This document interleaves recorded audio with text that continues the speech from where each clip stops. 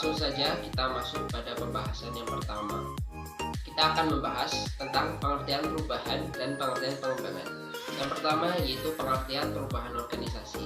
Perubahan organisasi adalah suatu variasi dari cara-cara yang telah mapan yang selama ini digunakan dalam organisasi dan dipergunakan serta ditaati oleh anggota-anggota organisasi tersebut dalam melakukan aktivitasnya, dan berbeda dari apa yang selama ini ada dan telah berlaku dalam organisasi tersebut. Perubahan organisasi juga merupakan upaya masyarakat dalam organisasi tersebut bekerja sama dalam mencapai satu tujuan yang sama dengan melakukan perubahan tujuan organisasi tersebut agar dapat tercapai dari berbagai aspek, atau melakukan berbagai penyesuaian dalam perkembangan zaman yang terus berkembang agar tujuannya dapat tercapai dan dapat bertahan dalam perubahan besar dunia ini. Yang kedua yaitu pengertian pengembangan organisasi.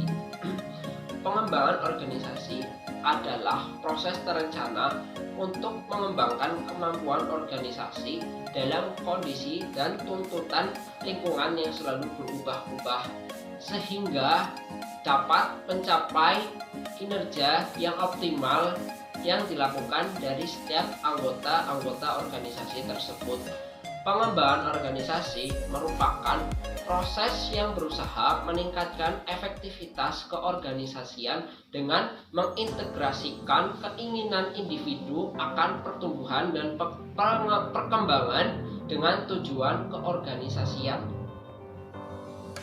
Sebuah organisasi harus mengalami perkembangan, karena suatu organisasi dapat dikatakan berhasil jika organisasi tersebut mengalami perkembangan ke arah yang lebih baik dan lebih maju untuk mencapai tujuan daripada organisasi tersebut. Yang selanjutnya yang akan kita bahas adalah faktor penyebab perubahan. Faktor penyebab perubahan itu terdiri dari dua faktor. Yang pertama adalah faktor internal dan yang kedua adalah faktor eksternal. Faktor internal itu adalah faktor yang terjadi dari dalam organisasi tersebut. Contohnya adalah yang pertama yaitu problem hubungan antar anggota. Yang kedua adalah problem dalam proses kerjasama, dan yang ketiga adalah problem keuangan. Problem yang sering terjadi yang berkaitan dengan anggota dalam organisasi yaitu biasanya adalah masalah komunikasi, terus kepentingan masing-masing individu anggota tersebut dalam organisasi, terus problem hubungan antar atasan ke bawahan atau bawahan ke atasan, dan lain sebagainya. Problem dalam hubungan kerjasama juga sering terjadi dalam suatu organisasi berkaitan dengan kerjasama antar anggota dalam memecahkan masalah atau dalam menyelesaikan suatu permasalahan. Contoh, misal si A berkeinginan seperti ini dan si B berkeinginan seperti ini. Mereka saling bentrok pemikiran dan terjadi problem. Terus yang terakhir adalah problem keuangan. Problem keuangan itu biasanya terjadi dalam proses masuk uang atau keluarnya uang, terjadi kesalahan pencatatan atau keluputan dalam pencatatan. Juga keuangan yang tidak sehat itu dapat menyebabkan problem. Yang selanjutnya yaitu faktor eksternal.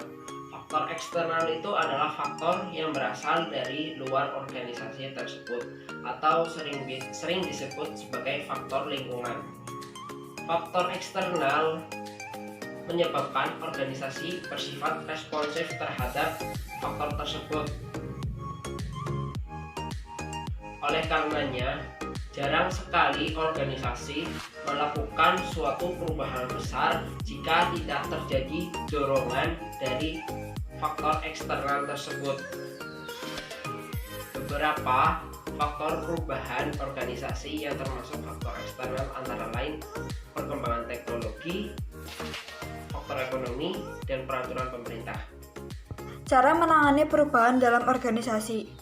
Agar perubahan dapat diterima dan dipahami oleh semua pihak, maka kita perlu menjalankan setiap langkahnya dengan benar.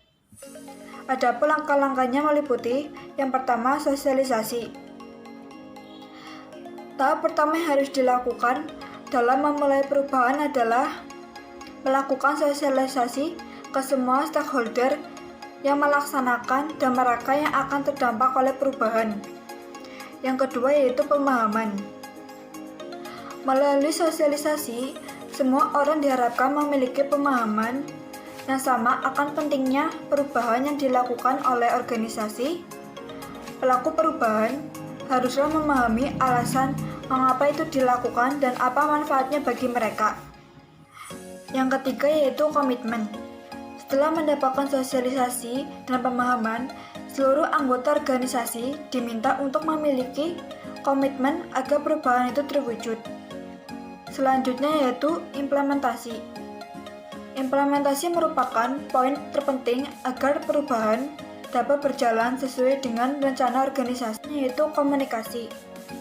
Implementasi dapat berjalan dengan efektif dan intens untuk memastikan jalannya perubahan.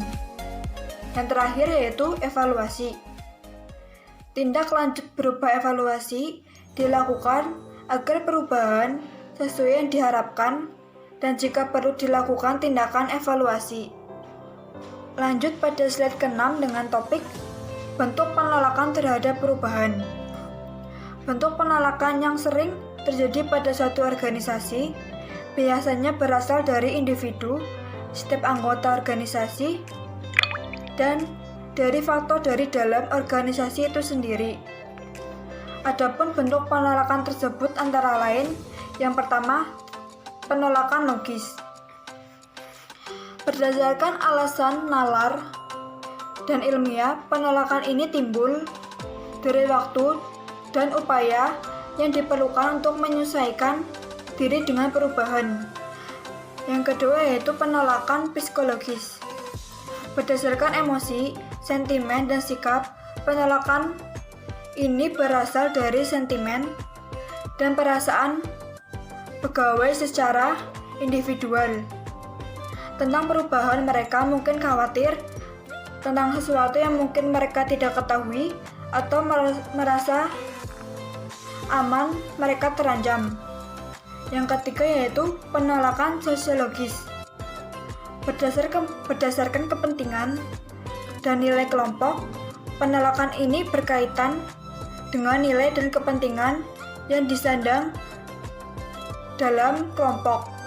Nilai sosialisasi merupakan kekuatan yang berpengaruh dalam lingkungan, sehingga harus dipertimbangkan dengan seksama.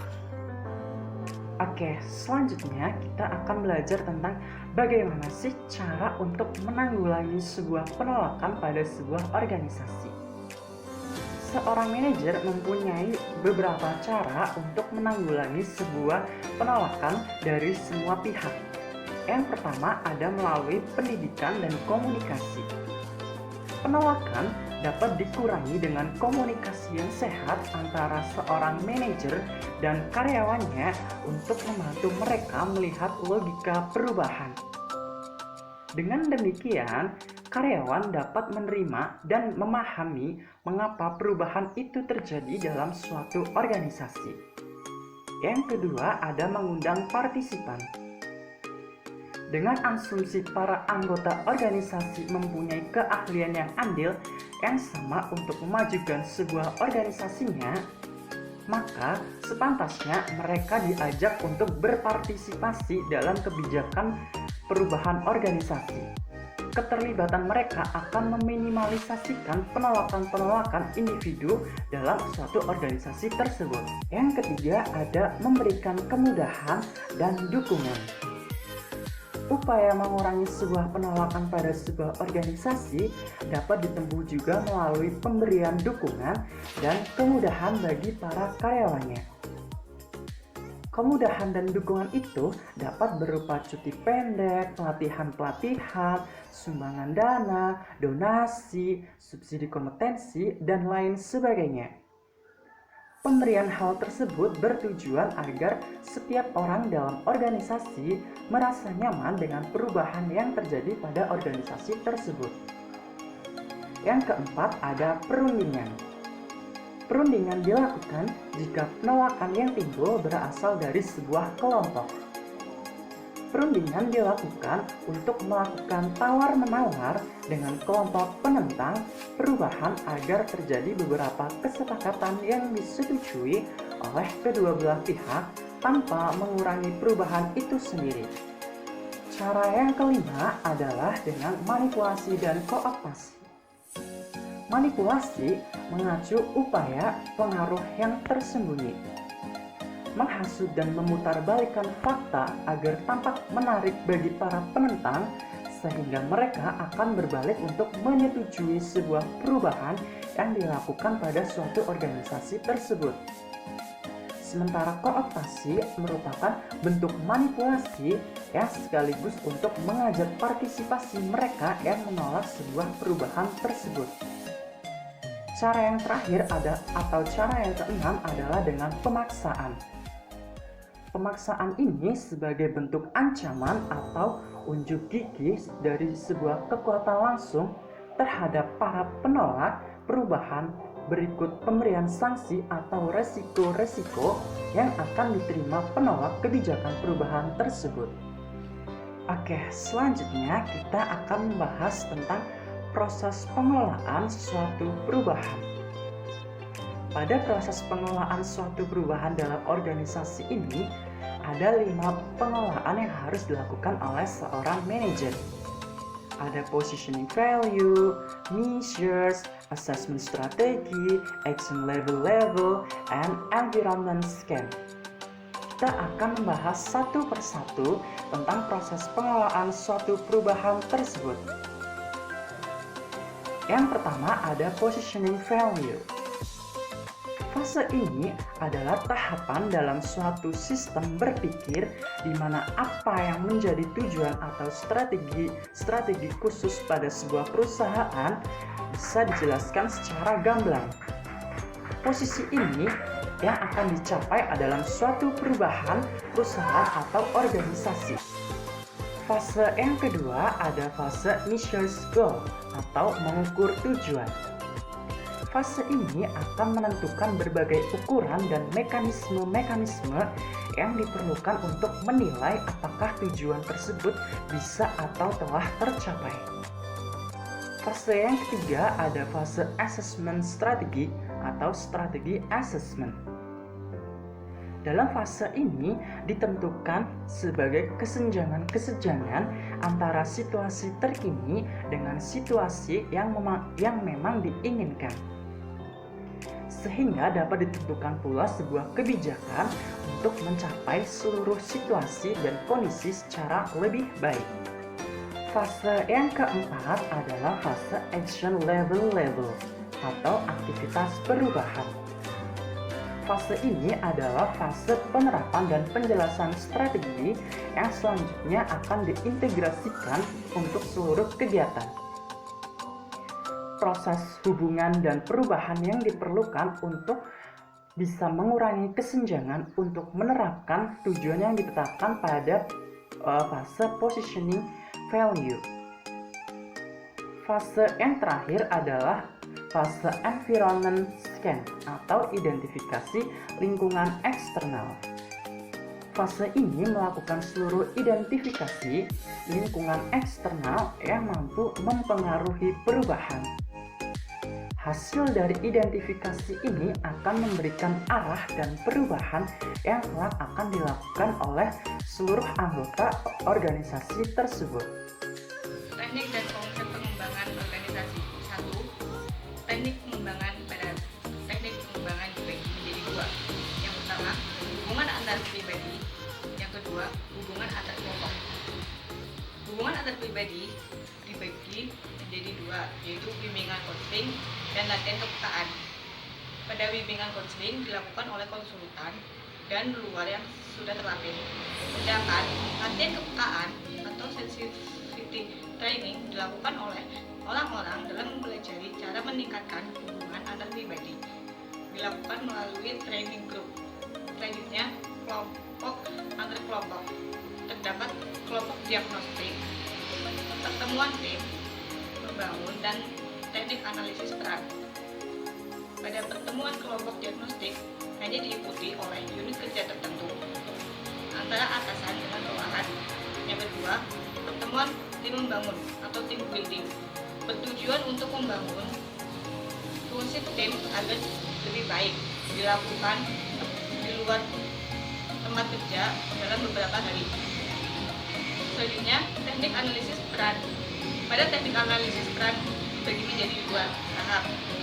Tahap pertama, menentukan peran yang akan dimainkan. Namanya, mengapa peran itu ditempatkan dalam mencapai tujuan organisasi. Tahap kedua yaitu penjelasan dan harapan pemegang jabatan terhadap yang lain. Konsep pengembangan organisasi. Yang A, pengenalan masalah. Konflik antara unit organisasi yang ada, semangat kerja rendah, biaya operasional terus meningkat. Yang B, diagnosis operasional. Pada diagnosis operasional, manajer puncak mengundang para ahli pengembangan organisasi. Lalu keduanya sepakat akan perlunya melakukan diagnosis organisasional yang diikuti dengan pengumpulan informasi oleh ahli pengembangan organisasi atau konsultan. C. Pengembangan strategi perubahan. Pada pengembangan strategi perubahan, konsultan mengemukakan temuannya dan menawarkan sejumlah alternatif, disertai dengan petunjuk untuk kemudahan proses pengembangan. D. Intervensi. Intervensi merupakan langkah yang menyangkut suatu perubahan atas dasar rekomendasi yang sebelumnya diperoleh melalui pengembangan strategi. Bentuknya berupa perubahan struktur organisasi, pembentukan tim yang bertugas untuk mendorong semangat karyawan atau tim yang bertanggung jawab untuk program pembakaran biaya. Yang E. Pengukuran dan evaluasi. Pengukuran dan evaluasi dilakukan setelah beberapa saat pengembangan dilaksanakan. Misalnya, 1 bulan, semester, atau setahun. Tujuannya untuk mengukur efektivitas upaya pengembangan yang telah dilaksanakan.